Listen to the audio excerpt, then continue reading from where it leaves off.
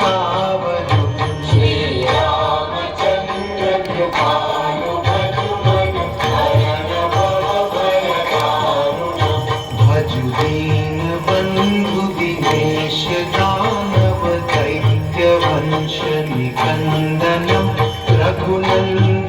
आनंद कंद कौशल चंद दशरथ नंदनम श्री रामचंद्र कृपालु भजु मन हरण भव भय दारुणम शिरमुकुट कुंडल तिलक चारु उदारु अंग विभूषणम अजानुभुज शर चाप धर